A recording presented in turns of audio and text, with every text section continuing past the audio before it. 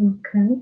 It was really unexpected in terms of so big audience because we just posted the event on Saturday, and in one day it grew 1,000. Then second day another 1,000, and now next 1,000, and we get 3,000 interested people. Unfortunately, down 300, but still it's a great number, I think. Yeah. Okay. We are live now on Facebook. So it's great to welcome you all, and I hope all is fine. Together now, we as Architecture Society, and my name is Alexander Sventon, and together with Irina Temciuc, we this event for the students, professionals from all around the world. We see here Greece, Romania, Belgium, Bangkok, Poland. So whole world is here with us. It's a great pleasure to have you all. And I would like you to introduce to you MVRDV office, which was founded in 1993 in Notre Dame, Netherlands. And they collaborate and research-based design approach involves working very closely with clients, especially for the users. And their ideas are very often unprecedented, and this is what I, in my opinion, what I personally admire the most in the projects. And it's because I think, so what I've been researching a little bit about them is that they are trying to follow the ideas that they set up at the beginning. These three founders that met at the Delft University just said in the 1993 that the architecture now is introvert and self-oriented. And I think that was really a good descriptions, and especially that they wanted to create something more communicative and more understandable for people. And person responsible now, who is kind of for creating this public image of a different office and why it is in commas, why it is so famous, and also for its comprehensions, is our guest speaker. And he started as just a journalist, and then he moved very quickly to OMA office, where Rem Koolhaas, most of you probably know, and he was responsible for the creation of the public image for almost a decade. And then he moved to MVRDV office, and now he's a partner, and he's responsible for business development and public relations. And it's a great pleasure and it's a great honor to welcome Yannick Nicke from MVRDV office. The floor is yours. Hi there, good evening. And I'm really impressed that you have so many people, and also people from Georgia and Bucharest. I thought it was all going to be Coventry, also great, but it's very international. Wonderful. Let me share my screen with you.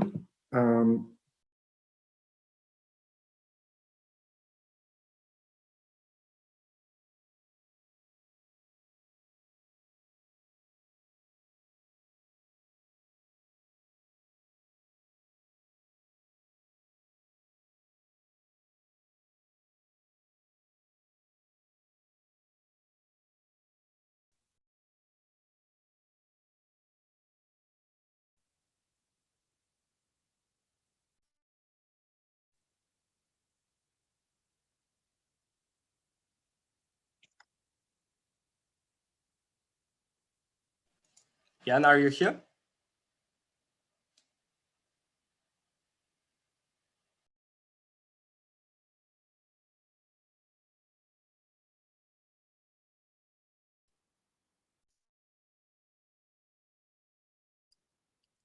Alex, I can't see, it's Catherine here. I can't see Jan in the list. Yes, I see. I think something happened. I think something happened, yeah. We need to wait. Yeah, he accidentally left the meeting. Thank you for the information, Stephanie. I'm just wondering if there's a maximum number of participants. 10,000. So I think we don't need to worry. Yeah, I know Giovanna is looking to join as well. Sorry, the maximum is 300, but you can stream it on YouTube. Ah. Oh, okay. Good to know. So we basically stopped at the maximum. Yeah, we just a question. If the maximum is 300 and we are in 300, I don't think Jan will be able to join again. exactly my thinking. Oh, Hi, Catherine. thank you for information.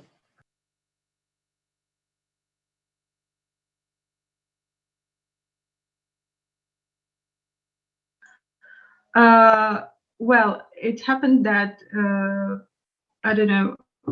He can't join back because of the maximum capacity of the meeting. So can we change that? Yes, I'm back. Ah, perfect. All Sorry right. about that. Sometimes things go wrong. Let me see whether I can share my screen now. Oh, okay. Yes. So, does I'm it work? making you host now. Okay. Great, thank you so So much. you can come back. Oh, don't worry. I'm great. Great. That I'm back. Right. I wanted to talk to you a little bit about MVRDV, of course, and what we how we are trying to participate. Just to briefly introduce us, we work all over the world. In the meantime, we have worked on 1,200 projects on 6 continents. We have 280 people. Many of them are quite young, which is also nice. It has a good dynamic. And we have become famous already in the beginning of our career. I wasn't there yet, but we worked on social housing. Social housing we started with because we felt it was very important to provide homes, and we do that until today. Also today, we work on social housing, and we will probably never stop doing it because providing homes is, in our idea, one of the most, if you want, yeah, the most basic or elemental duties of architecture. And you perhaps know these cantilevered flats on the north side filled with elderly citizens, not so scared. We learned to make social housing look very high-end, as you can see here in Amsterdam. Also, this is a social housing project, but it looks perhaps more like it could be in Miami. We don't believe that if you live in a social environment that it means that you are less. You also should be living in a good way. But we also work on villas for rich people, as you can see here. And of course, public buildings. This is a rock museum we designed with a facade that looks like the belt of Mick Jagger. So it's inspired by rock.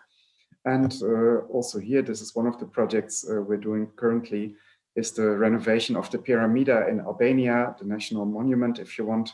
What we saw there is that people have occupied it and that they walk upstairs and it's very dangerous, and we want to make this more accessible also for wheelchairs, but there will be lots of stairs and an elevator to the roof in the future so that the people of Albania also in the future will have full access to this monument.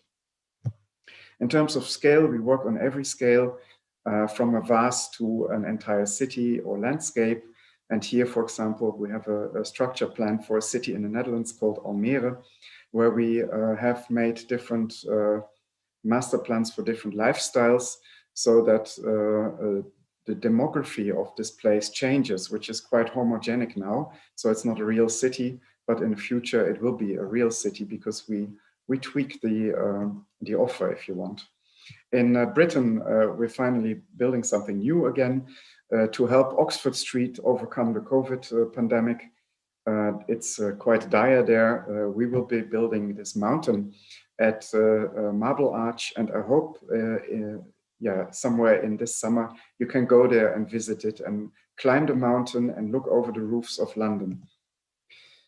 We also are active at the university with the Y Factory, which is an independent research tank inside Delft University. We also built the building, as you can see here. It's a tribune stimulating discussion, but also saying that the students are the most important ones because they sit literally on top of the professor's office. And here we dream about the city of the future. For example, a city that is very biodiverse, as much biodiversity as possible. This would be Amsterdam after it has turned into biodiversity. And we make all these publications about these researches that we do, and it's all done by students. And it's a way to do research together with students. We all know that human behavior transforms the planet, and MVRDV was founded with the warning of the Club of Rome. We know that the building industry is, well, actually responsible for the third of global emission. So we have to do something about it, and you have to do something about it. Your generation is going into the streets and reminding us that we have to work on this, which is fair enough. And at MVRDV, in the beginning of our career, we always believed that the densification of the city would be the key to be more sustainable. Because if you see this urban sprawl, it's very comfortable, but it causes a lot of traffic and emissions. If we all want to have a house like this, if we all want to live like this, our cities will become endless. So we need to live densely, more densely populated perhaps. But on the other hand, we don't want to live like in Hong Kong here because it's also stressful and not healthy. So how can we combine those two qualities? Maybe the comfort and green of the suburban lifestyle and the liberty, and on the other hand, the very densely populated city. So our dream, and maybe you know this image from Rem Koolhaas' book, Delirious New York, is that we stack dream houses on top of each other with gardens. This is how we should be living in the city. So you have your dream house, you can take the elevator down, and you're in the opera, and so on. Also here, we started to build these things to show them artificial nature here on the 5th floor of the Expo Pavilion in Hanover in 2000, where we have proven that this actually works, that you can create artificial nature in buildings. And so we need to do something to transform the construction. We have a massive task in the world because almost every building in the world needs a transformation right now. And we need to do this fast in order to cut emissions. Sometimes we have to do this in a very careful way, that we are almost invisible, that we don't see that MVRDV or any other architect has been there. And so we have to revamp these buildings, make them technically sound. But if we touch them, we have to be very careful and respectful of history. In other cases, we also like the history because but it's not so old. It's the 1960s. And then we can do a little bit more. So when we were asked to demolish this building in the port of Gothenburg in Sweden, we said, but we like the building, we would like to keep it, but it's too small. So why don't we make it bigger, enlarge it? So we looked at the structure of concrete, and it was so strong that you could actually double the structure if you copy it on top in wood. So it's a copy-paste exercise, but instead of concrete, you use wood. Then you put a raincoat around the building. You make extra stairs, also an open atrium that the inside is connected in a nice way. And this is how we then envision this building to be seen in the future. Also the SDGs we are working with very methodically. We're trying to put as many of them as possible into our buildings. And so this is a little bit of an introduction, how we think and how we want to work. Of course, the skyscraper is one of the tools perhaps to make the city more dense, but the skyscraper has its issues. We believe that it's an Asian and American typology, and if we start to build them in Europe, we perhaps might not pay respect to our cities. So could we create the European skyscraper with the qualities of this little town that you see here, where people know each other, where it's green, where it's human scale? That is basically what we've been looking at. So if we look at all the skyscrapers in the Netherlands, and here you have them all together, Rotterdam, The Hague, Amsterdam, Utrecht, you see that they're quite beautiful, but also that they're all very traditional skyscrapers. So if you then compare them to the skyscrapers of Asia, you see that we look like the footprint. So maybe the sky is much lower in the Netherlands than in Asia, but in any case, we are almost petite. And that's a good quality, that our skyscrapers are smaller. And what we like to do in this research, but also often in architecture, is that we work with the voxel. The voxel is the volumetric pixel, and it allows us to do all kinds of interventions and research. So introducing the voxel, you can of course use the voxel in terms of Lego. A Lego stone with 4 dots is a perfect voxel in a way. And we built a typical skyscraper in this Lego. As you can see, that was not very difficult, it was easy to build, but you also see that perhaps that it is a quite stupid typology. In terms of densification, it's good, but it doesn't do so much for the city. It's almost like a Hoover. It sucks up city life vertically, and it doesn't give it away anymore. So here you see that you can go up, you can go down, you can look out. Maybe you meet your neighbors in the elevator, but that's it. It's not a very social construct. So what we like to do in our research, we just change one of the Lego stones. So basically, we put them out. Now you have a grotto, now you have a balcony, now you have a room with a view. And also you have an address between the roof and the ground floor. Suddenly you have a place where you can step out of the building, look back to the skyscraper, and maybe you can meet your neighbors that live above you. And maybe you can you can invite them for a barbecue, which you can have on this outside space. So this is basically already a little start of a village life, the European life that we would like to have in a skyscraper. If you then put this into parametric software, suddenly you get these really cool skyscrapers that already have the quality of perhaps an Italian mountain village. Here you see how much human scale it has suddenly in this huge building. So this is a research that we wanted to do. So we called Lego because we needed lots of Lego stones, and they sent 1 million white Lego stones to the university. And so we built 16 towers. We called the project Porous City, and Vinny and his students, they started to look into this and analyze it, computerize it, of course. Quite a few of these designs were made in a scripting software to where you can manipulate the outside spaces, the social interaction, and all kinds of related things. So basically, these were partly conceived in a computer.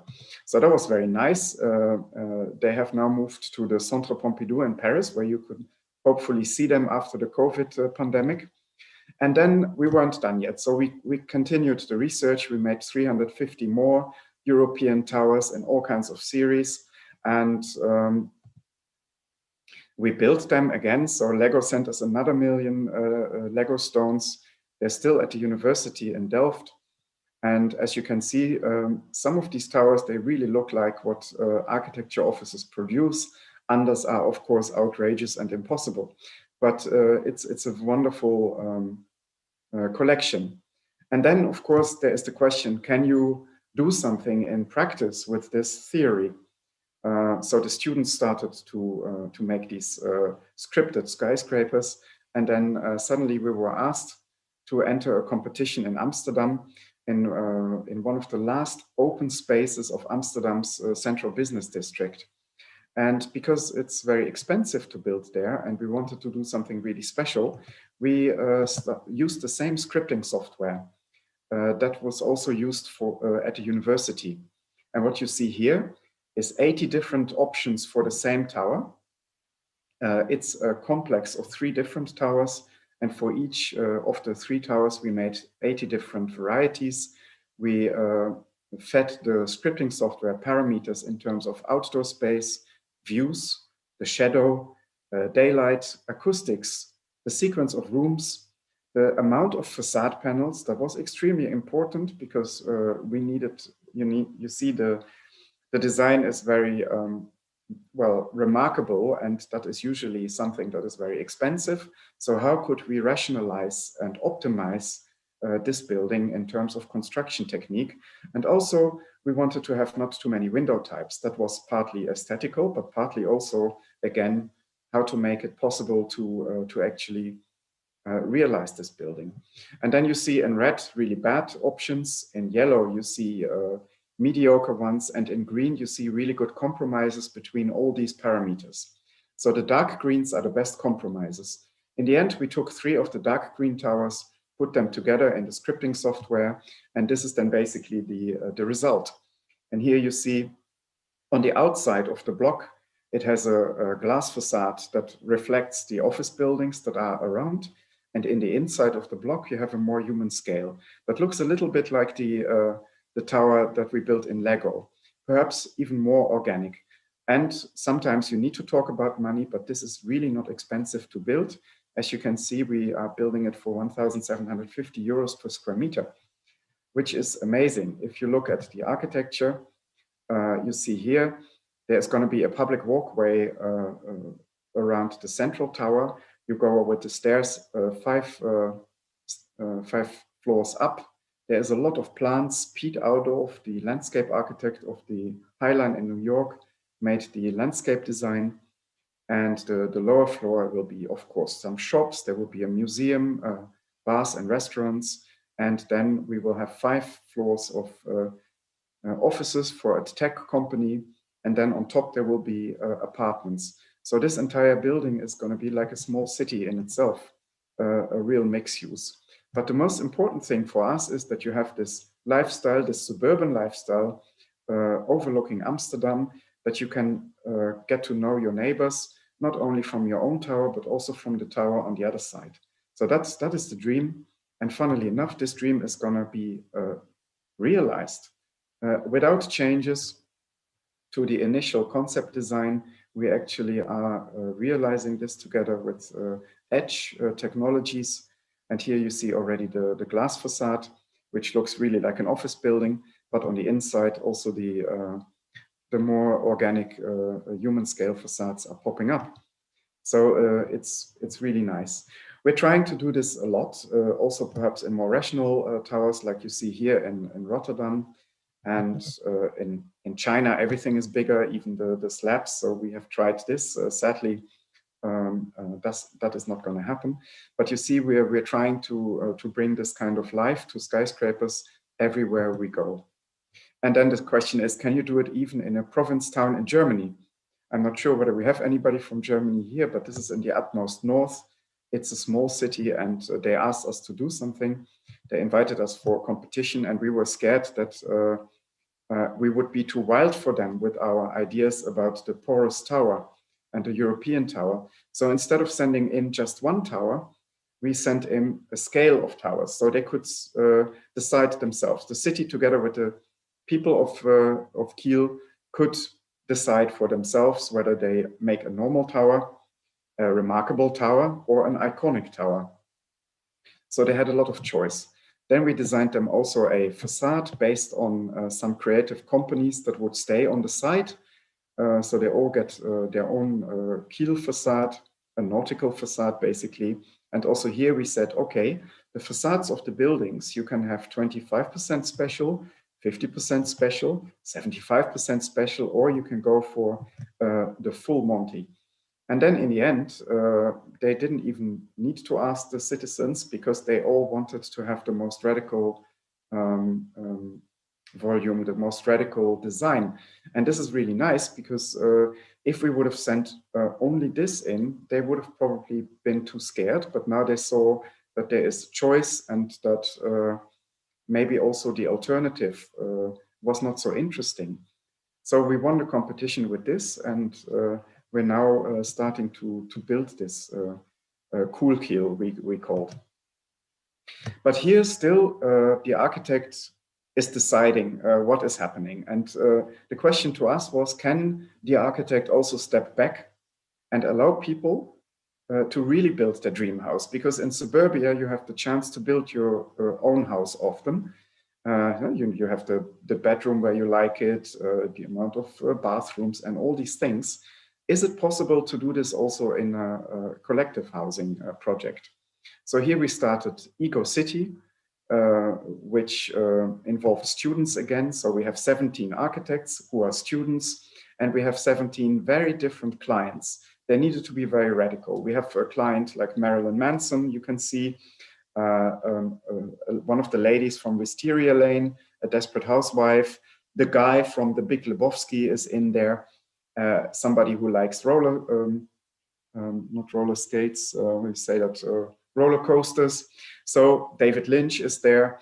So how the idea was that now for these different characters, you make a dream house as radical as possible. But for designing it, you had to basically use the voxel as a measurement tool, because with the voxel, pixelated if you want, these dream houses, they can all be put into software, and this software then can find a place in this tower. We made a very simple tower so that it's perhaps more commercial, and the software has a very strong commission to not do too many compromises. If people wanted to have a bedroom on the north side, that it needs to be on the north side. If the guy from the Big Lebowski wants to have a bowling alley, he can have a bowling alley. So that's the general idea. And here you see how the software is mitigating between all these individual wishes and how slowly a slab comes up. And this is the ultimate end to this. So this is the ego city that has turned into a we go city. So from the ego, the individual, to a collective idea. And with the new software that is coming up, this is not even so crazy. It might actually happen within 1 or 2 decades, which is really cool. And we're looking forward to it. We also built it at the Dutch Design Week in a smaller scale together with students, and the students lived in it for a week. And also they had many, many visitors, which was a wonderful event.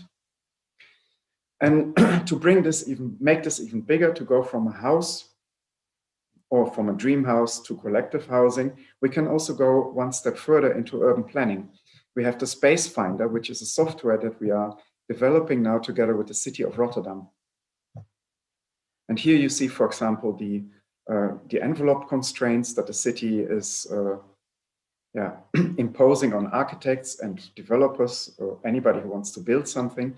And what we want to do is going from this absolute envelope to a performative envelope. Basically an envelope that is smart and that is perhaps in a way more flexible. So here you see the center of Rotterdam. In yellow, you see the sunspots that need to be preserved. So this is the city, and it has a tall construction vision. And here basically the sky is the limit. You can go quite high. And on the other hand, you have to always preserve the sunspots. So our software was now looking into this and first started with the full potential, which is also full shadow. So that doesn't work. It's against the law. Now we start to cut it, that we have Rotterdam, without shadow. And then suddenly we see that there is still a lot possible. And we also see that many buildings could be densified in the future, and that in some parts there is actually really a lot of space left to play with for architects in the future. So this is really interesting for the city to also see whether their law is working. Maybe these conglomerates in the back are way too big. Can we make them smaller then? Do we need to change the regulations? Or are we happy with this kind of regulation that basically respects all the sunspots? So this is basically an index for the further development of the city center of Rotterdam, which is very nice. Well, going away from the voxel and the skyscraper, we also want to make the city nicer. And it is very important that we look into the way that we use the city. And of course, the city today is a lot about using it with the car. So is there also something we can do? I'll take you to The Hague. This is very close to where I am at the moment. This is a neighborhood that was very old, 400 years old, but it was demolished for a large part in the 1960s and 70s and 80s. And still they're demolishing, they still haven't learned. Because they wanted to have a modern center, they wanted to have more space for the car. So they got all these picturesque old houses and they demolished them. And then they built a big motorway through the inner city. Can you imagine? That is really something that the city did to itself. There was a lot of self-mutilation. So we went from this kind of urban environment, which is of course very quaint and Dutch. And today it looks like this. You see the motorway and big buildings, social housing as well, which is good. And then you have this port, which was transformed into this kind of environment. Also very beautiful building, the City Hall by Richard Meyer. But you see how much damage was done to the city in a way. This self-mutilation wasn't necessary. They could have built this city hall elsewhere, perhaps. Or here you see there are lots of cars, and what we want to do in the future, and we do this not as architects alone, but with the people that live there. Basically, it's a neighborhood initiative. It comes bottom up. So we want to bring back the canals that are lost. And these canals, they will offer a lot of improvement in terms of life quality, but also water buffer, in terms of sustainability, biodiversity, and everything is going to be better. Even the sound level in the city will be better. So just by bringing back the water, not a really expensive operation, it will cost around 30 million euro for one of the canals. And then you have restored the city perhaps for quite a bit. And we had to talk to all kinds of politicians, and we had to tell them it's also good for the economy, because in the end, if you have cars, people don't like to be there because they stink, they make noise. If you have water, then you want to sit there and have a cafe or a wine. So that is the difference. And we had to basically educate a lot of these politicians and tell them that it would be a good thing. And of course, they understood it and they all want it, but they're still struggling with the amount of money that it costs. We made really good experiences, for example, with this project in Oslo, which is quite close to the opera, which was the biggest development in the history of Norway, 360,000 square meters mixed use. And the city of Oslo was very worried that it would destroy the quality of Oslo because this would attract so much traffic. On the good side, behind these buildings is Central Station. So we said, like the rest of the old town of Oslo, why don't we just build all these buildings without parking spots? And so basically this happened. There is space for 12,500 jobs, 450 apartments, and there are only 20 parking spots. So there are no underground parking garages. It also made the buildings more economic to build, and it saves a lot.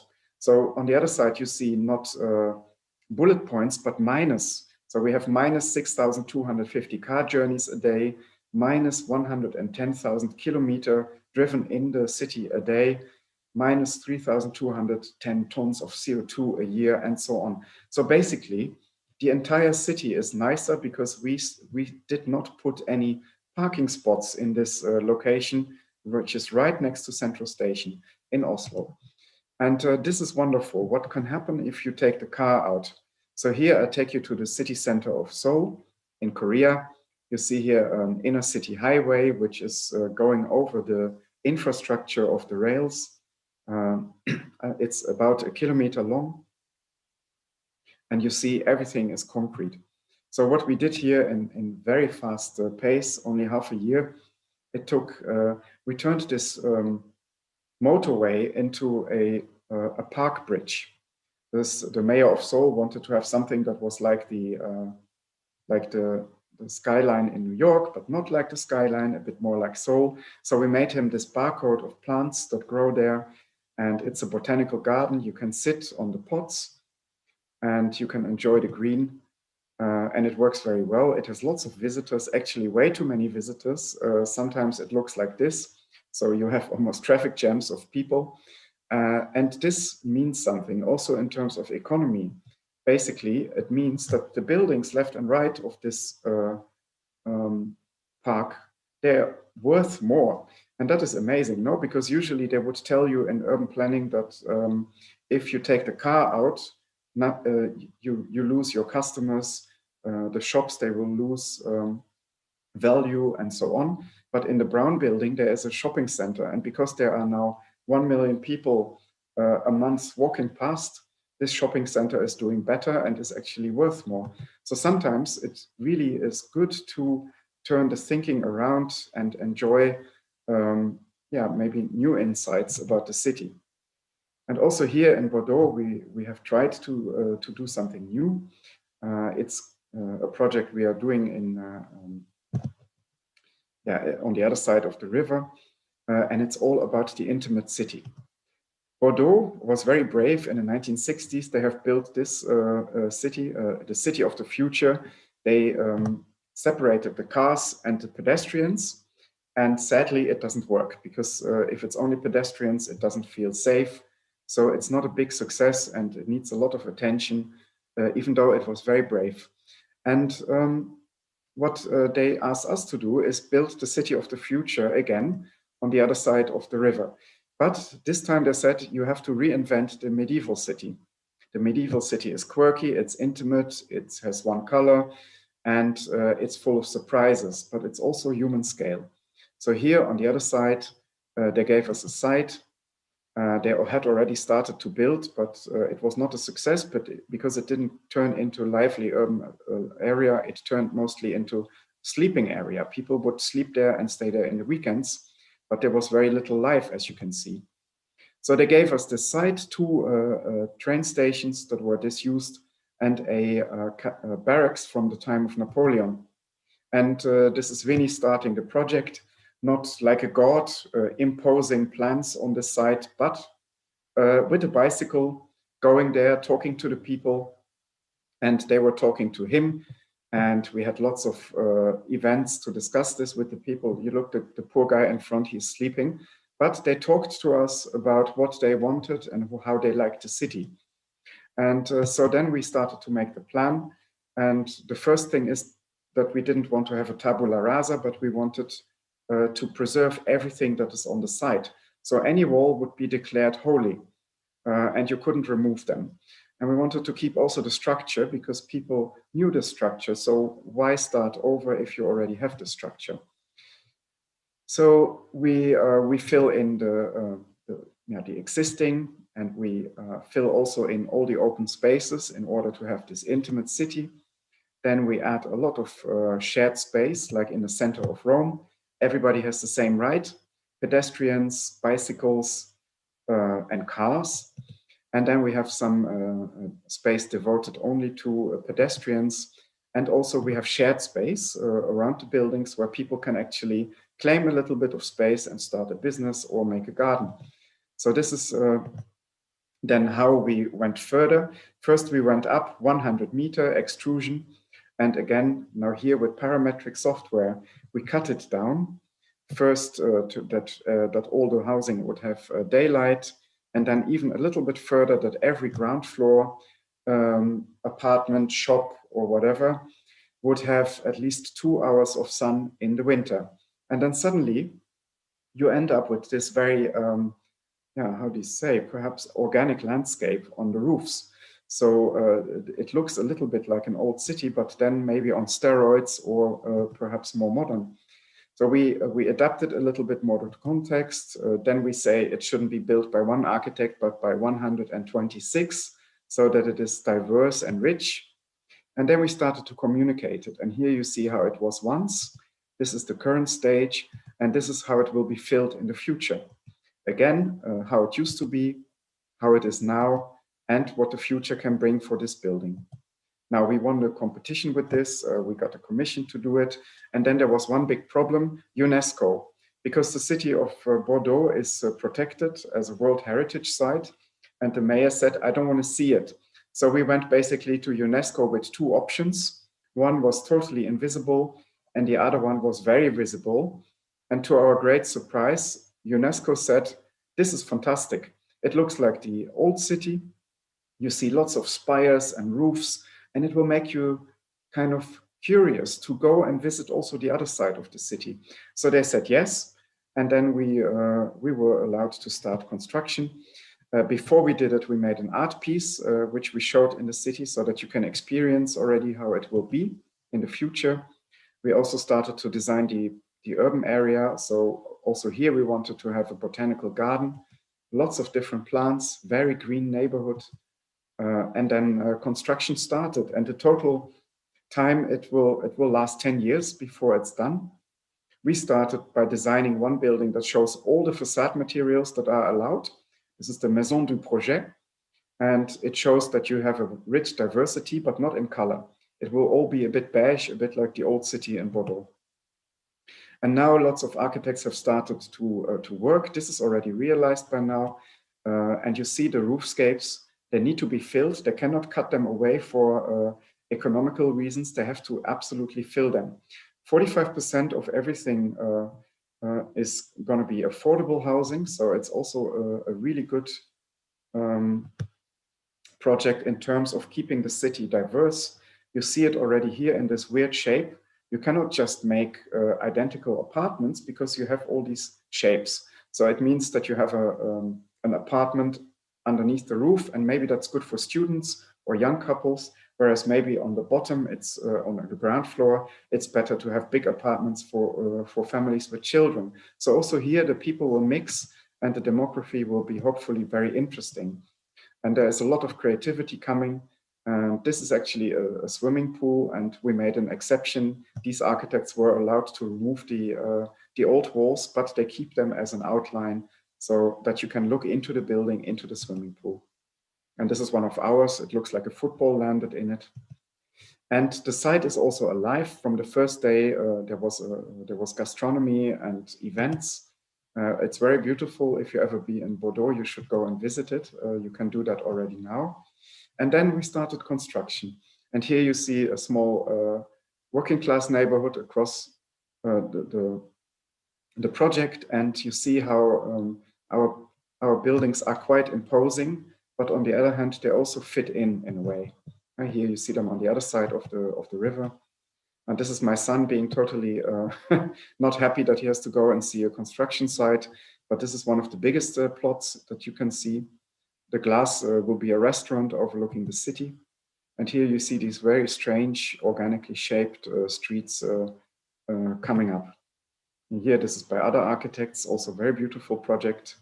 And you see how they struggle to fill these shapes, but they still do it, and they find all kinds of creative solutions.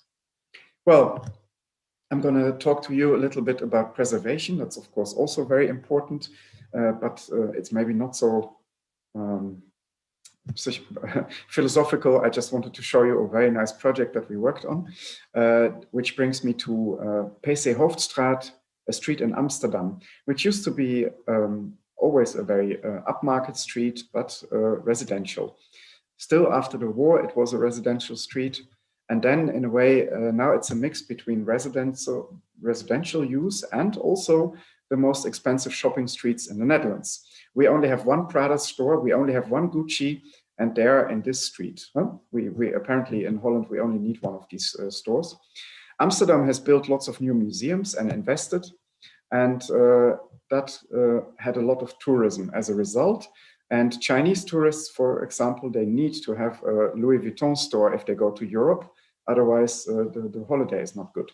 So the city of Amsterdam was suddenly dreaming of having these big flagship stores. But of course, we are in a surrounding that is heavily protected and also has these relatively small residential buildings. So our client asked for it, and he got the permit to basically demolish these two white buildings, which is very strange because normally Amsterdam is very careful in giving out demolition orders, but they allowed it. He started to demolish it while he had the permit, and then he had trouble to do something back. He owns quite a few shops in the street, and he wanted to do something really good back. And all the architects he asked, they made him something vernacular, but he wasn't so happy. So when he came to us, we said, why don't you just build it back? Replicate the facade, and then you haven't done any damage. And he liked the idea, but it was too small, the building. And we said, why don't you stretch it? And he said, yeah, that's a good idea. We copy it and we stretch it, but it doesn't have enough glass. We need a lot of glass for this building. And so our proposal to him was this, the Crystal House. We would look into the history and rebuild it how it was, even earlier than before the war, and stretch it to have more space and build it fully in glass. So he liked it, and together we went to the city of Amsterdam, and the city of Amsterdam said, no, we cannot do this because we have a city regulation that the buildings need to be in brick. And so they said no. Then we went into the city archive and we looked at all the building permits that they had given in the past years. And so this is what the city wanted, but we didn't like that. And so we looked into the building permits, and what you see here is one of them, and we calculated the amount of brick, 36% here you see. And here, this was very interesting. That was also a vernacular building that they had allowed, and that was 16%. Now we're talking. So basically, we made a catalog of all these buildings, went back to the city and said, you know, we have an idea. We will apply the same rules to our building. And so basically, this is the compromise. We have a bit of brick facade, and the rest is a glass facade. So the city said yes to this. It was a very strong argument. They liked it. And then we had a problem because we didn't know how to build it. Now we had to make a replica of a Dutch facade in glass. So how to do this? Thank God for Venice. So we went to Venice and to Murano. We found a small firm that made us all the bricks, as you can see here. And then we needed to find a way to glue them together. And that was very difficult, but at Delft University in the material research, there was a dentist from Bulgaria, and this lady actually started to apply dental glue and also UV lighting, and then it becomes extremely strong, almost as strong as concrete. Super cool and super strong. So we tested it and we found out that we could build this facade, but in the center there was a weak spot. So it couldn't really carry all this load because glass is also super heavy. And so we added some supports, 4 of them, and so we could start to build it. Then we ordered all the glass from Venice, and here you see the 150-year-old details of a Dutch classic residence. They came in this place you see here. We had to clean them. We started to build parts of the building already there in this factory, and then and they're very beautiful, as you can see. And then we built the rest of the building. We created a dust-free environment, and then very, very slowly the glass was laid like bricks. It took half an hour for each stone, so it was the slowest construction site of Amsterdam. We also asked the students in Delft to help because in their summer holidays, because it was getting really slow. And so there were lots of students involved to actually build this building, which was very nice, very, very nice. And then finally it was revealed. And to our great shock, the first tenant, Chanel, they didn't need that much space. And they built a plasterboard wall behind the facade on the first floor. Absolutely terrible and shocking. But what can you do? Sometimes this is how it goes. But in any case, you see how beautiful it is. It is quite clear glass.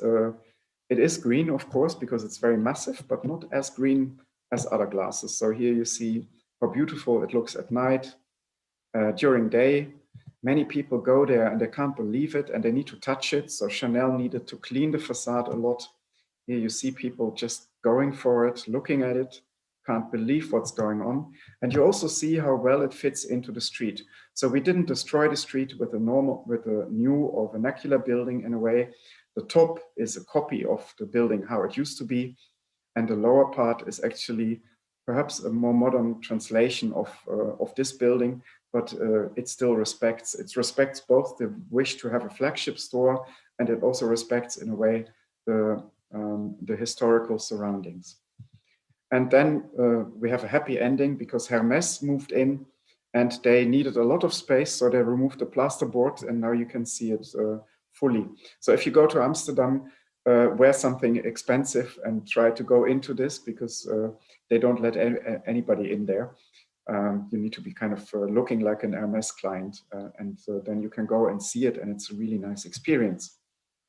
Yes, I will take you to Rotterdam, our hometown, which was a medieval trading city, very nice. During the Golden Century, it became bigger and bigger. And then it shares a history with Coventry. It was destroyed by Hitler. And in red, you see where the market area used to be in the city center, right next to the High Line. And this is where we worked. It was rebuilt after the war very fast. And Rotterdam is maybe now in the second phase of reconstruction. And they took out the train and they put it in a tunnel and suddenly we had this huge square. And as you can see, there is very little life. only during market days there was a lot of life. And then the city decided in 2004 that we needed to have a covered market hall like we know from the south of Europe. A developer from The Hague asked us to come and design it with him to go into the competition.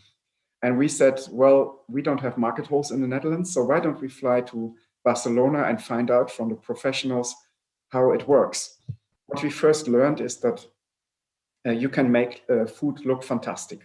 We also learned that a market hall and a supermarket go well together.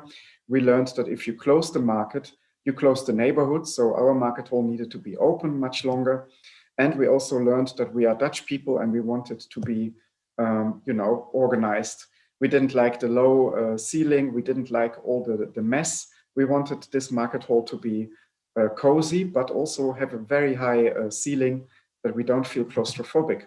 So Vinny made a first sketch, and he basically did it on a napkin, as they do, with a lot of wine. So he designed a Venetian palazzo with a cathedral underneath for the market that you can enter from every side. Now, the developer also had a nice wine, and they were absolutely convinced that they would win. And then reality kicked in. This was, of course, way too expensive. So the developer made us a counter proposal and said, look, this is what we can afford. We cannot afford a cathedral for the market, but we can afford a really small market and 2 slabs, one with condos and one for rental housing. Oh, well, that was not so nice. So we looked at this and we thought, what can we do with this? And then we said, we built a model, not a parametric model in Revit or whatever, just a real model, an object. And at a certain moment, we played with this object and we turned it around. Now that was interesting. Now suddenly the apartments, there would be walls. We would have a penthouse layer on top. And as a byproduct, for free, we would have a huge market hall. So the developer calculated it out. They could afford it. Then they were becoming creative. They wanted to make an arch of it. And we said, yeah, that's nice, but we can't put the elevators anywhere. So, okay, elevators in, that changed the shape. Then the developer said he needed more space in the ground floor of the building. So the market doesn't bring that much rent. Okay, make the market a bit smaller, bam. And suddenly we had a horseshoe as a shape for this building, all designed perhaps by the possibilities of Rotterdam and by the needs of this developer. Now then we started construction, and as you can see, it's 2 buildings that can stand all by themselves, connected by 1 level of bridge, which is here. And this is how, after 10 years of planning and building, we basically opened it in 2014 as the Market Hall of Rotterdam. If we walk through, the ground floor and the first floor are for the markets and the restaurants, so there is nothing else. It's all food. We have 100 units of 20 square meters. The units are neutral, but the produce is not. Here you are I think in the Basque country, in America, in Holland, of course. It's like a travel. French fries, very important.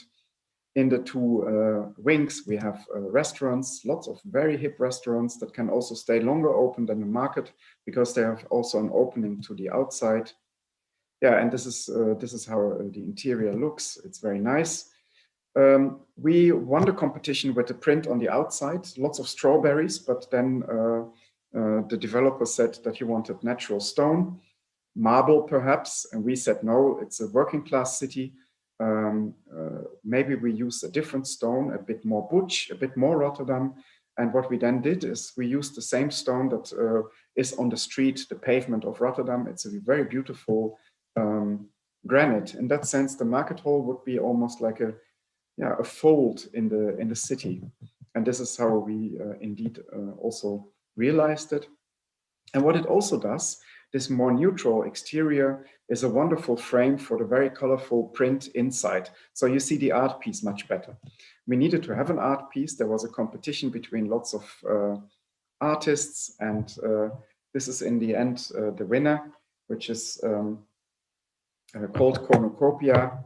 You see it here. All the things you can buy on the market fall down on you. This is the artist, Arno Koenen, and he made this wonderful piece. And we wanted it to be visible, and in that sense, for many reasons, we choose to not have double glazed facade, but a very simple facade, which doesn't reflect as much, and it also doesn't insulate. And that was not a problem. Here you see the facade, a very fine structure. It's steel cables in a grid, and they don't have a lot of structure. So it's a very elegant way, also not very expensive way to do it. And it works a bit like a tennis racket. Basically, if there is a heavy storm that punches the building in the center, this facade can be pushed in 1 meter. This is how it works. We have steel cables, we have screws, and in between there is silicone. So the facade stays closed, but it's flexible. Underneath the facade, fresh air comes in, not filtered, just fresh air, and it leaves all by itself through the roof because the market is hot.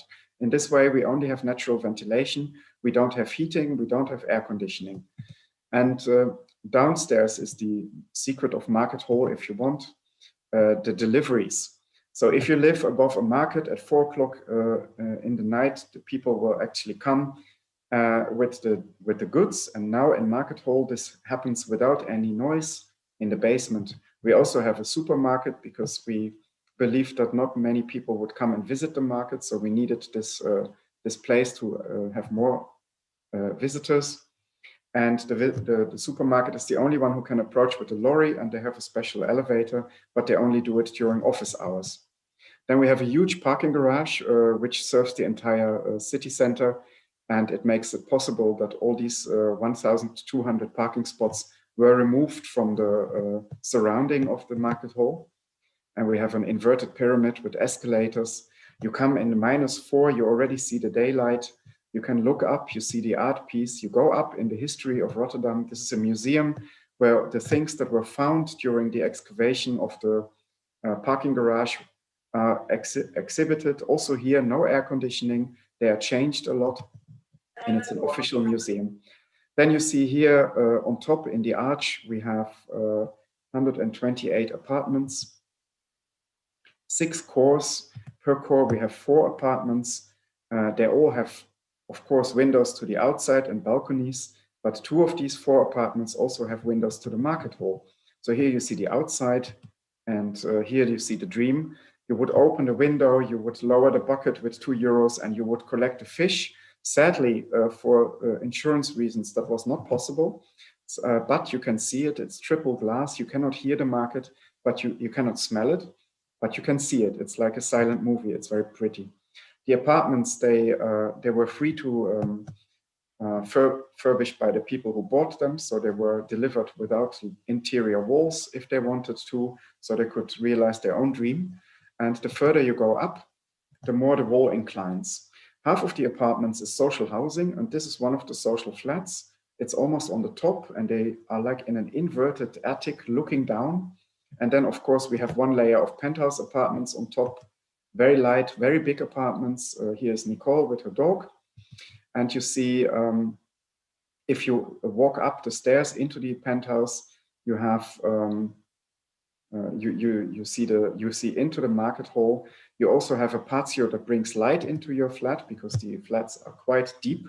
And here's a couple in their small patio on top of a glass. You can stand on the glass, you can look down into the Market Hall.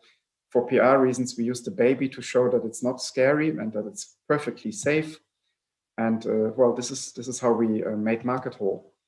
And then at that moment of construction, before we opened the building, the national television said that we have to come to Rotterdam because the city that has normally 350,000 tourists a year would probably have, because of this building, 400,000. Now, then we got the Queen to open the building because we thought 50,000 tourists, wow, maybe the Queen can open it. And we learned from television that she would come. So Maxima, the Queen of the Netherlands, came. She sat next to the architect, the artists, the mayor. Everybody had fun. We were singing for the Queen. She opened the Market Hall with a pumpkin, and it was very nice. These are our clients, very, very happy with us. And then on the other side of the building, you see basically the people of Rotterdam wanting to come in. They had to wait 10 years for this building. The Queen left, the people came in, all the escalators, all the doors broke.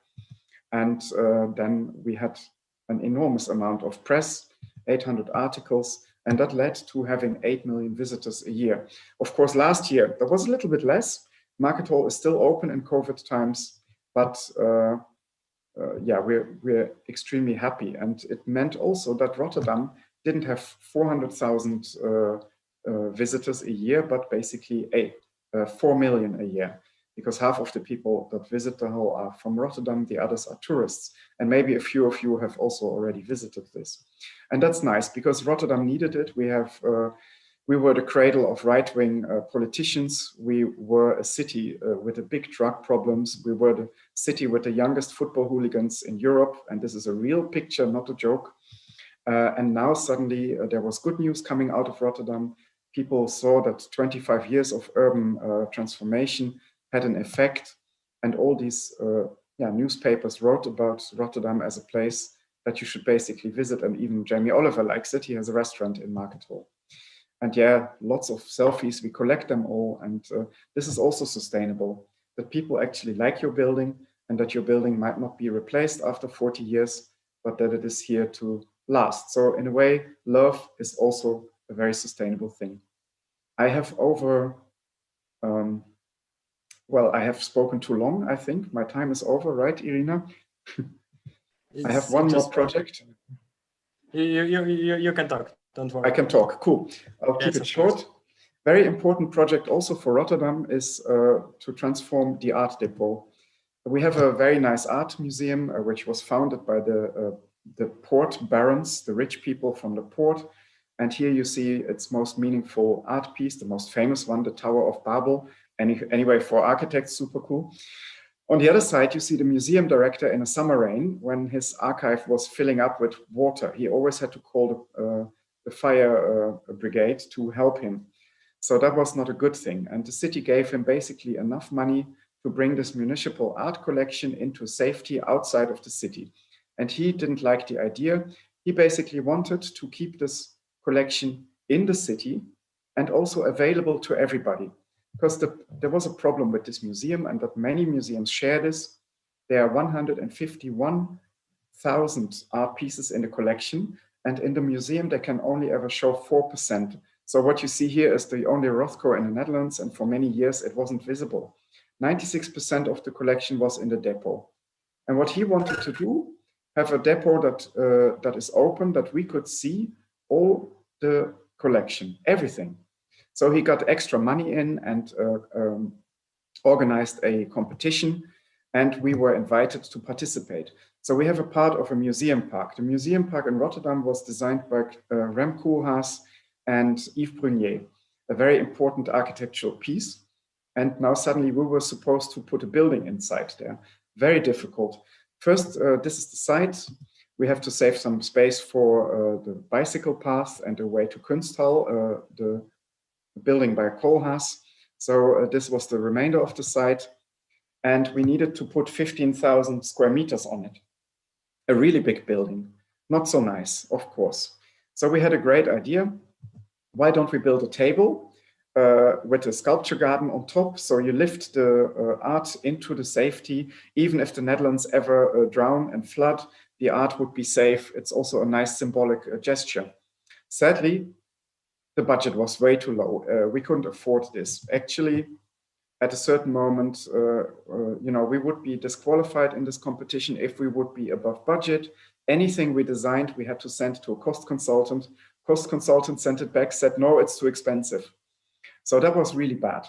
And then at a certain moment, just out of curiosity, we sent the block to the cost consultant. And he sent it also back and said, it's too expensive. It has so much facade that it won't fit. Then we thought, wow, this is impossible. We cannot win this. But we have a very smart lady in our office who just looked at this and thought, okay, if the facade is the problem, then why don't we make a cylinder? Because that has much less facade. And then suddenly the cost consultant said, yes, you're in. So we suddenly had even a little bit of money left to play, which was really cool. So we had a round building, we didn't want to destroy the park so much, so we made it smaller towards the ground floor. So now it sits in the park like a sculpture. It has an extra big roof, so the difference is 20 meters between the roof and the ground floor, and you have a great roof terrace. You can look around it, and there is no front and no back, and that was important because we have lots of neighbors, and we didn't feel like showing our backside to one of the neighbors. We then wanted to execute it in reflective material so that it would reflect the garden, it would reflect the city, and that it looks like a sculpture, like the Bean in Chicago, perhaps. And the nice thing is that you can look around the corner, the volume dissolves to the top, and at night, only at night, you see the interior. And furthermore, it's like this really cool sculpture. The park, of course, was a bit of a problem. We had lots of trees. They were not doing very well because it's super wet there. So the trees were taken away into a tree asylum. They are all still alive. And then the idea was to put new trees on top of the roof, which also actually happened. And then here you see how it sits in like a gigantic sculpture in the park. During day, the entrance is visible. During night, with bus doors, it will be closed. It's the same technology like in a bus. So it really then looks like a closed sculpture. And if you come in, you see that you're not in a museum, but you see that you are, oops. So you see that you're not in a museum, but you see that you're in an art depot. There's already a lot of art looking at you. The atrium is filled with art objects. You can also visit the art already online, and then you make an appointment with an art object, a date or a rendezvous with an art piece. And then you can, for example, go with a tour into the most precious depots, like here. 14 people are allowed in for 11 minutes. They have to be dry so that the air quality doesn't go down. And here, this guide can tell you all about this one art piece that you wanted to see. So this is possible, but you can also go in there spontaneously. The building has 5 different climate zones, and everything is accessible to the public. 95% of the building is open to the public. Only the quarantine and the security are closed off. You'll be able to see how the museum is lending out and creating art pieces, how they are testing setups for the museum, how they are giving courses for people to learn how to preserve art, how they are preserving art. And it's very interesting because the people that work in the depot, they suddenly become very public. They used to be in the backside of the museum and in the back house, if you want, or backstage. And now suddenly they are on stage and they have to deal with the visitors, which for them is going to be very challenging and new, and I hope also very exciting. On the roof, we have a restaurant that is freely accessible and also a sculpture garden with birch trees because they can stand very well in the Dutch wind. On this height, there is a lot of wind. And this is how we won the competition. Then we started to build it in very strong concrete. You can hammer it with an electric hammer for 5 minutes and it won't be destroyed at all. And then on the top, we work with prefab panels. So in order to keep the costs down. And then you see there is a layer of insulation, and on top of the insulation, there will be the reflective mirrors.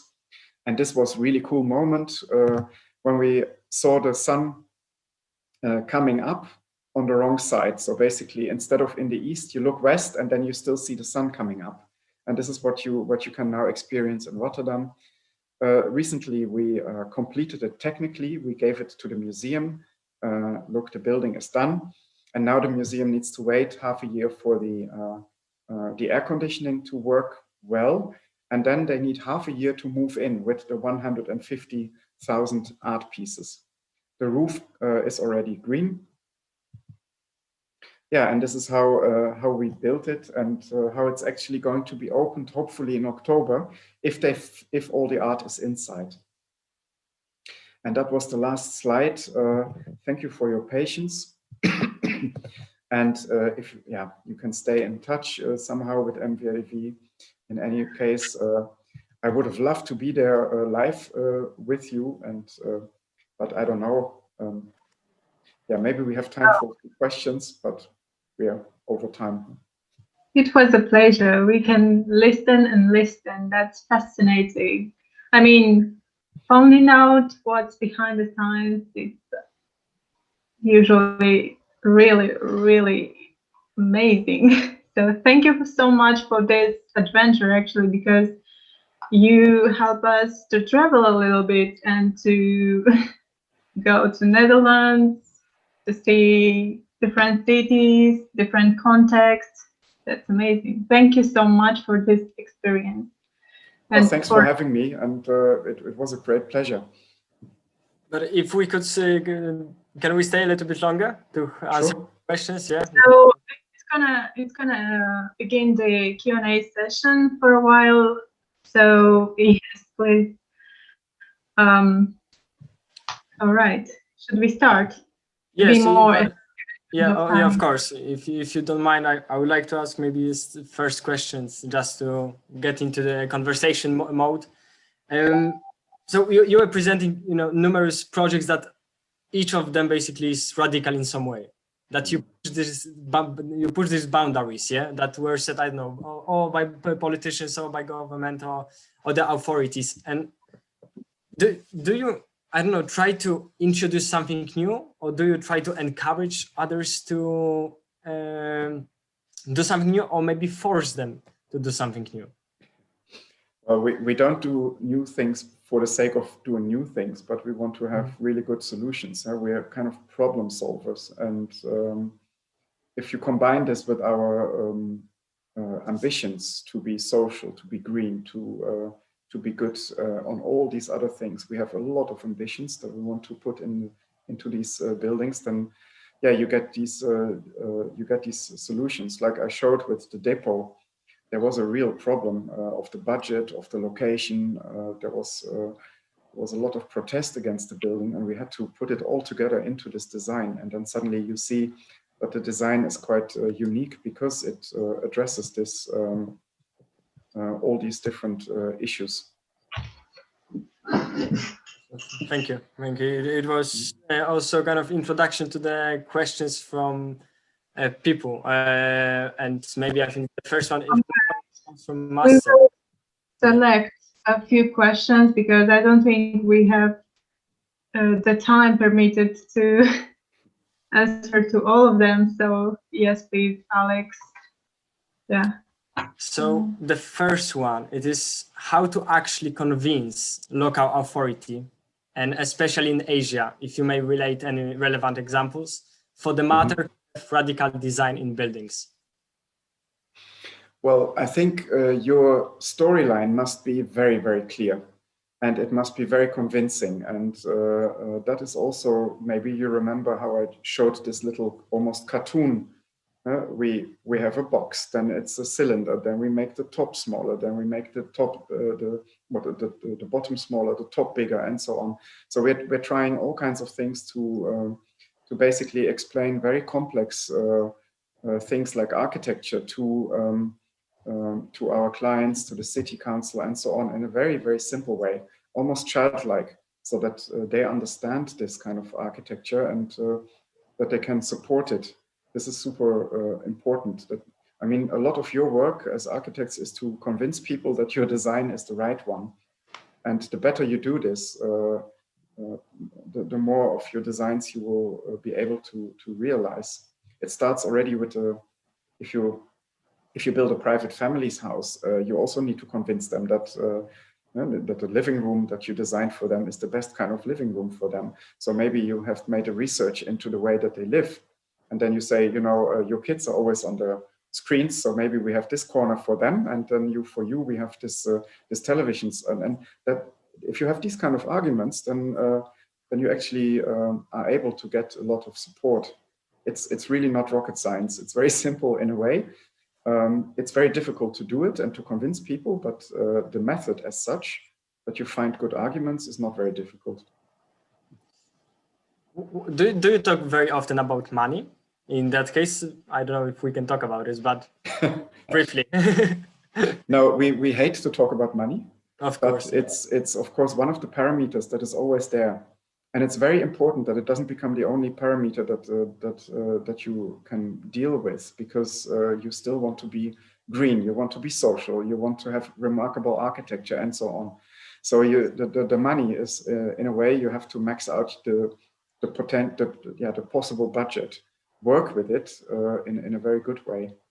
And of course, sometimes we are over budget and we're trying, huh? So we make something that is so cool, hoping that the client will come with us and perhaps spend a little bit more, and it works quite often. In many cases, it also doesn't work, and then we have to redesign it, and we have to cut the budget, which is always a bit depressing if that happens. Of course, we want to make good architecture, good urban planning, and so the money is a bit of an issue always. Unfortunately, yes. I think that's for sure that's the truth. And also kind of the question coming from Christina talks about it, like, can design contribute in order for social housing to increase its value over time? Of course, I think social housing is extremely important. If you don't want to have a revolution, you need more social housing. It's very simple. If you don't want to have populist parties, you need more social housing. And also, if you build a lot of social housing, it means something for the city. It also, maybe you need to combine it with other things. And we also had, for example, a very simple calculation in the Y Factory in Delft, that if you make all the flat roofs in the world green, then you would perhaps reach 1 degree lower.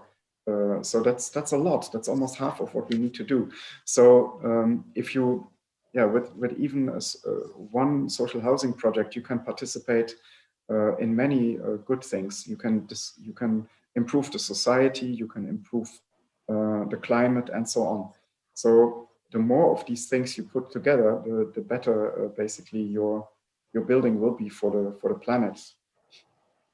Do you think, like, really that the social housing should be, or maybe it is already, a kind of main points of interest nowadays? Should we maybe, focus less on the museums as China are doing right now, if I'm not wrong?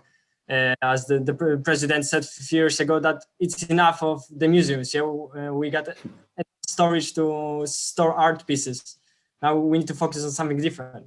Do you think I think he said it's a bit step? different. No, he said that he doesn't want to have crazy buildings anymore, because in Shenzhen at the moment they are building one big public building after the other. So I think you need cultural buildings. They're super important for society. But at this moment, I think in almost any country in the world, we have a housing shortage. And that is not a good thing. And we need to really do something about it. Okay. The questions from different purview in terms of software. And students are curious what kind of software you use to optimize the building's form in terms of daylight, economy, and perhaps many other factors. I know how you are aware of these issues. Yes, I should know this, but I don't work with it. So, so we start a lot with Revit and Rhino and all these things, but they have some more. Now I'm a bit ashamed that I don't know the names. I'm sorry. We don't need to know everything, right? But it probably relates to the next issue, how to get an internship at your office. Yes, that's really difficult because there are so many that would like to have one, and we are now 280 people, and it means that we have 28 internships per half year. So that's roughly 60 a year.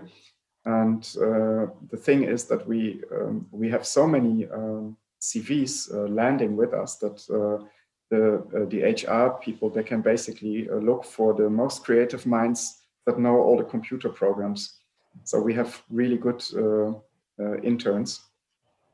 And I would suggest that you make a very clear portfolio, and that you learn all the relevant computer skills. They are actually set on our website. It says what computer skills you need. So it's not, I should read our website perhaps. Okay. I think Irina will send kind of the link. If I don't know if you are aware, but we are sending links to all of the projects and most important things that were said. So you can just. Yes, oh, sorry to interrupt you. Yes, I mainly send the links to cover the projects which were presented. So yeah. Also, you can find them on MVRDV site, guys, if you like to. So take some notes. And coming back also the question from YouTube now, coming back to the radical buildings. And I heard that Rotterdam is the playground for architects. I heard the phrase like this, and that the regulations are very not limited, very creative in some way. They allow you for creativity. And what do you think about other countries? This is what the Rotterdam example that we should follow. Yeah, Rotterdam is perhaps a playground for architects, but it's also a very good reality check because the budgets are very low.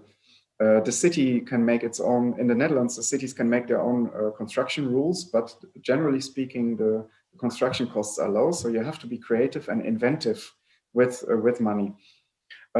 If you look in other countries, for example, you have everywhere you have different sets of regulations, and as we want to work all over the world, we try to have people from all over the world.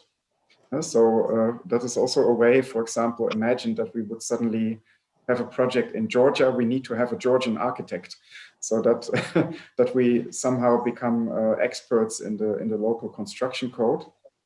But you can say that some construction codes are so extremely tough that they kill creativity. For example, in Germany, it's they continuously think of new laws and they never get rid of old laws, so that it becomes very difficult to make anything but a box. And so what we try to do, we try really to almost go over the law, but not quite. So we're always trying to challenge it and try to find loopholes so that it's possible. But also in Rotterdam, sometimes the market hall, for example, is not within fire regulations in the Netherlands. So they had to be creative and declare the interior, the big market space, an exterior, and then suddenly more was possible. So it's perfectly safe, but we had to kind of be a little bit creative with the regulations. So the fire department is not coming with the truck and goes inside, but they just come by foot, and then they use hydrants, which is a perfectly safe way to get rid of fire in there. And they tested it actually, but you see, these kind of things you have to really try. And that is if you have a vision and if you want to do different architecture, you find, instead of just applying the rules, maybe you turn it around and you say, I want this building, how can I realize it? And then you will have people that tell you you can't do it because it's not allowed. So, okay, what's not allowed? Now, this kind of glass is not allowed. Okay, can we use different glass? Now, you make the problem smaller and smaller until basically you hopefully solve it. Okay, thank you. Johannes probably wanted to ask a question. He raised a hand. And would you like to speak? Yeah, it was me actually. Daria. So yeah, I wanted to ask, how, when you design something, how do you make sure that you involve the community, the local community, in your project in the most democratic way? So, you know, to make sure that everyone from the community has a say. Yeah. Well, that is very difficult. You know, if you design something like we do, then often it's quite remarkable, and people have to get used to the idea. So they wouldn't always instantly, love it. Huh? You need to get used to the idea. But also, if you give everybody a say, then maybe you end up with something very mediocre. I think what you need to do is to get people a chance to talk about what hinders them. If the building is not up to their liking, that's tough luck. But if the building puts a shadow in their garden, then you have a really a good argument to ask for a change. So that is very important. And there are more and more moments where the public actually can participate, and where we also change the design a little bit. I showed you this this depot building with this mirrored facade, but right next to it there is a youth psychiatry, and the doctors there said they don't want to have a building where the kids can see themselves. So what we did is we applied a cloud onto the building. It's matte. It still reflects a little bit, but not enough that you can actually see yourself. So these moments are super important, that you basically have a discussion with people about the building, but it's mostly concerning the people in the surrounding, I would say. And then, you know, in Bordeaux, we had 16 different events, and Winnie went to drink tea with local residents. So we do it a lot, but you need to give people, how to say, you know, they have their own, you have your own work, and they, as locals, have their own say. So you need to steer this in a good way. Yeah, okay, yeah, that's very interesting. Thank you. Is there maybe anyone who would like to speak? I hope that it won't be that 10 people speak at the same time, but maybe there will be a first person. Oh, guys are still shy. Guys, don't be shy. Just, it's an opportunity. It's not that. Can I ask a question if it's possible? Of course. Yeah, hello, how are you? Thank you for this interesting presentation. I would like to ask, do you have a certain process, or do you have a certain strategy that you follow through in every project, or that kind of, let's say, covers all your projects as a whole, or has a certain similar, let's say, similarity or strategy between all the projects? It kind of links them, or? Yeah. We have, since the foundation, we have started 1,200 projects, and we like to say that they all have their own character. And we have at this moment, like, I think something like 150 projects running at the same time, stop and go and so on. But what we try to do, at least as a basic method, is that we do a lot of research into the site, into the client, into the building or the plan. And that we put all this data together on a table, if you want, and then we apply it somehow.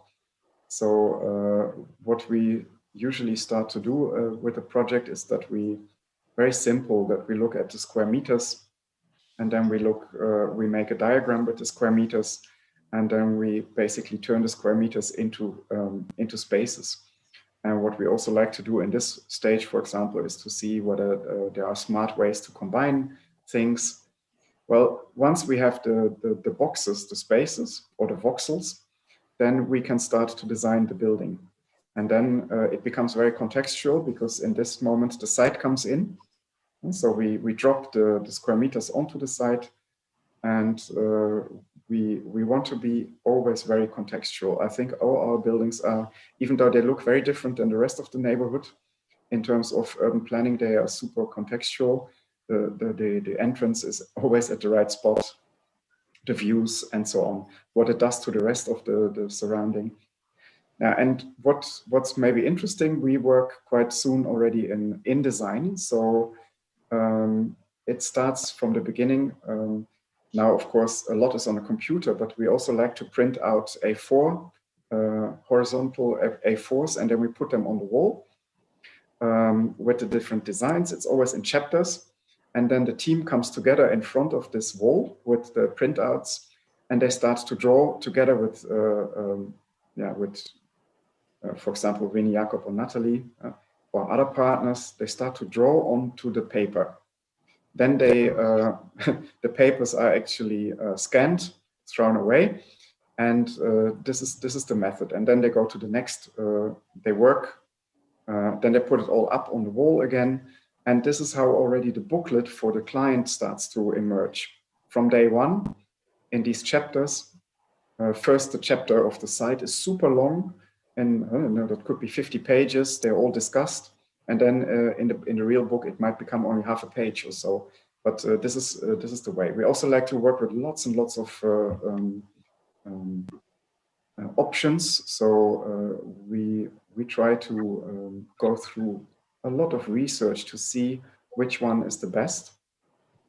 And all this happens. So if you see this, I make it look very simple, or we had a box, then we a cylinder. Now we tested so many things, and you can see them also in our archives. We have all these models still.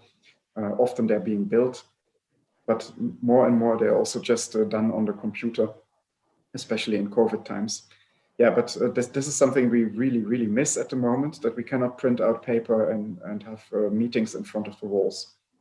So in order to have this and not destroy the walls in our office, we have a plaster with metal, so that we can have all the paper attached to the wall with magnets.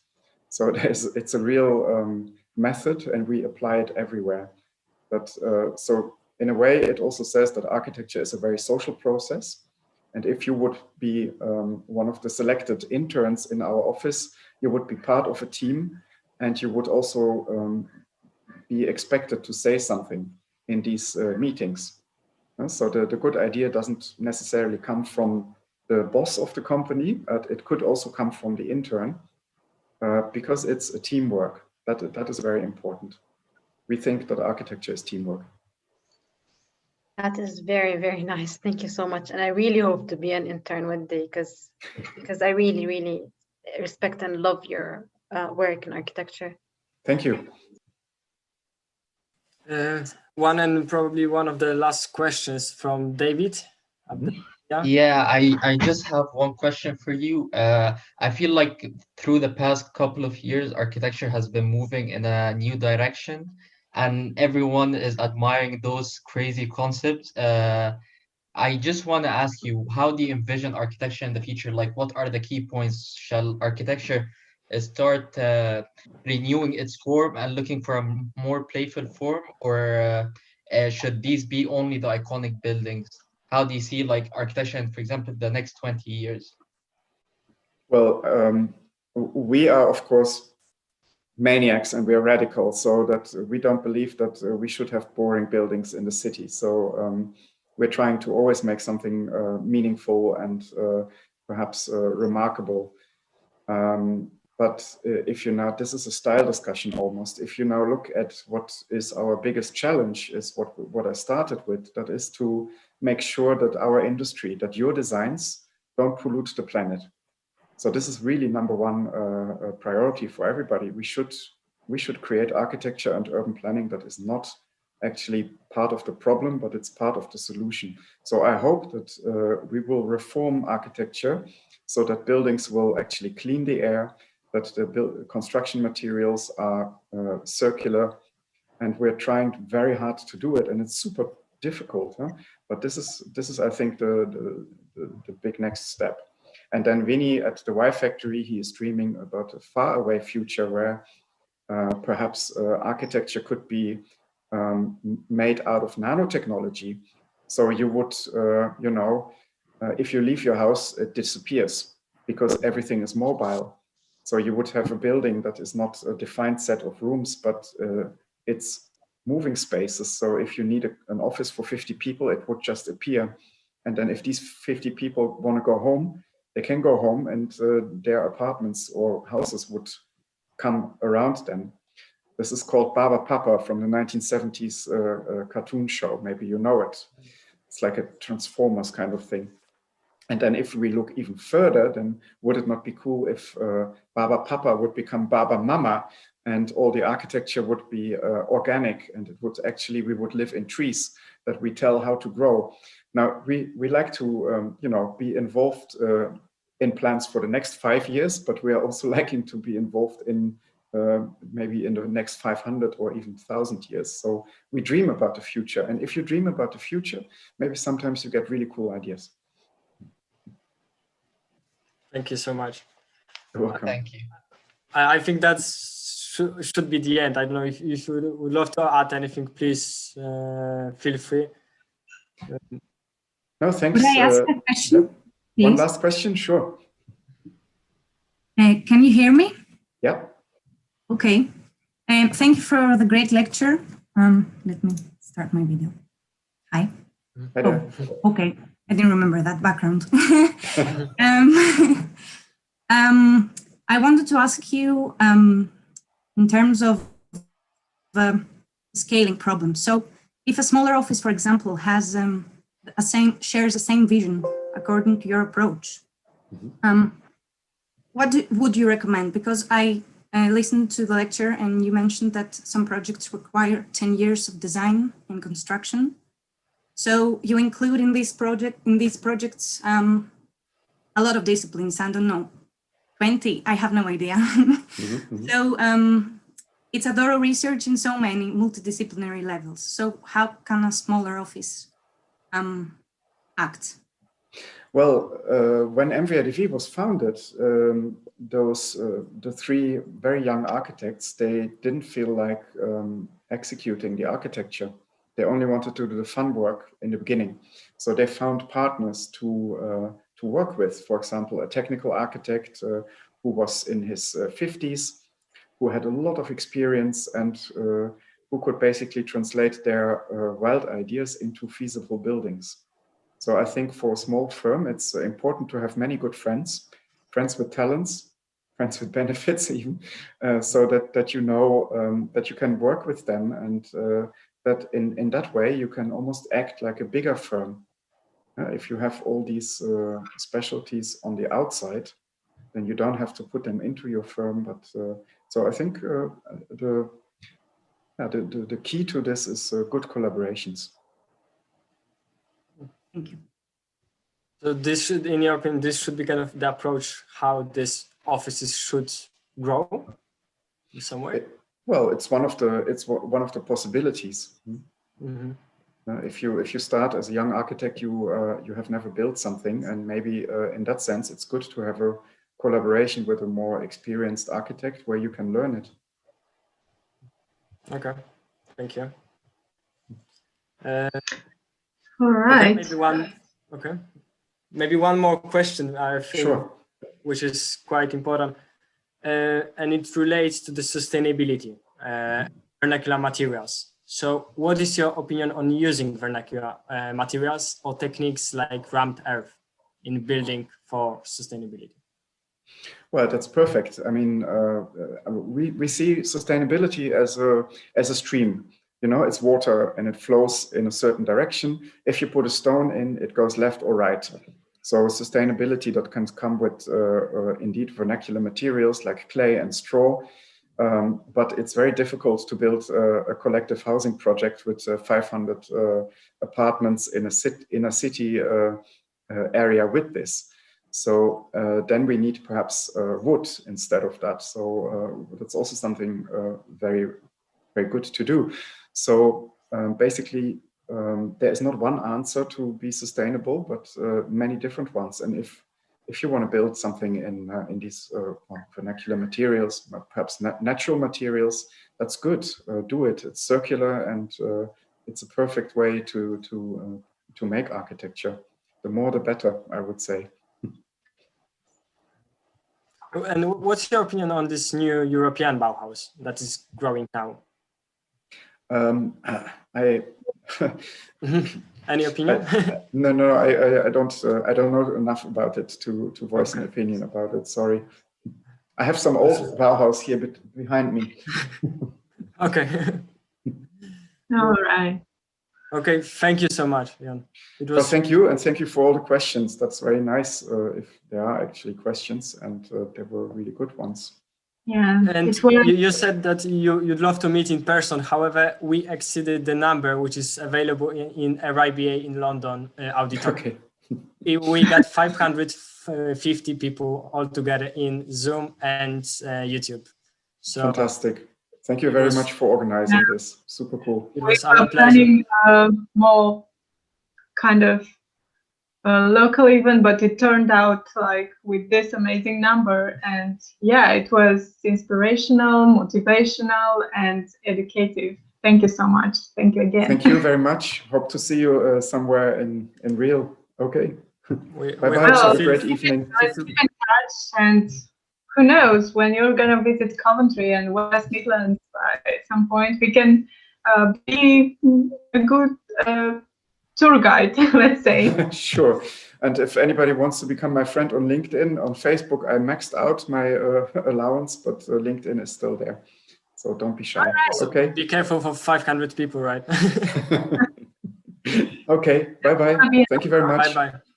Thank you. Bye. And to all of you guys, feel free to get in touch with us. I'm sharing my personal email as well. If you had any ideas, maybe comments related to the event, maybe some advice, really willing to improve. So get in touch if you want.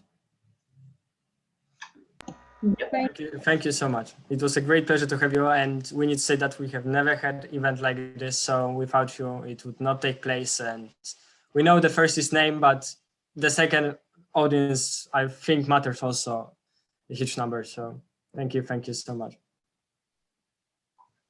Thank you The for stream is organizing available. it, and I hope we can expect more of these in the future. Follow us, as we got events very often. We got Mechanol 2 weeks ago, for example, and we are trying to follow. We get symposiums for the last 3 years, so follow. If you go to Thanks. YouTube, it's all available there on the link. Actually, I'll post that.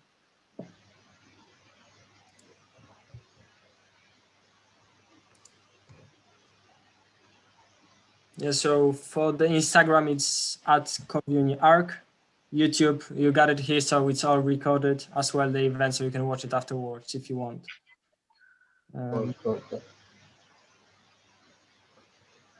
Okay. Thank you, guys.